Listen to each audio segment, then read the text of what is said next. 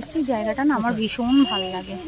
এই যে আমাদের সাথে আরেকজন এসছে, যাই হোক। তো আমরা এখানে এসেছি, জায়গাটার নাম এক্স্যাক্টলি জানি না। আমাদের এই বেনাচিতি বাস স্ট্যান্ড থেকে বেশ ভেতরে ঢুকে অনেকটা, আর বিশাল বড় এলাকা নিয়ে না এখানে প্রচুর খাবার দোকান। তো আমরা আগে প্রথমে ছেলের জন্য ফুচকা খেয়েছি, জয় হিন্দ।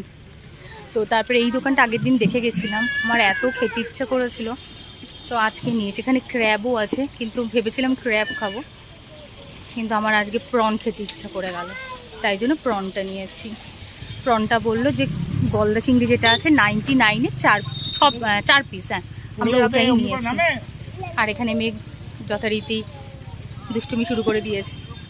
জয় হিন্দ। তো চলো দেখি কিরকম বানায় কি না বানায়।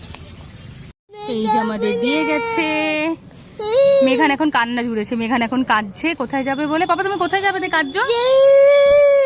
এই যে টাকা দিতে গেছে বোর। তো আমরা এখন খেয়ে দেখি এটা কেমন হয়েছে। চলো, আমার তো দেখি হেভি টেস্টি লাগছে, কারণ পুরন আমি ভালোবাসি।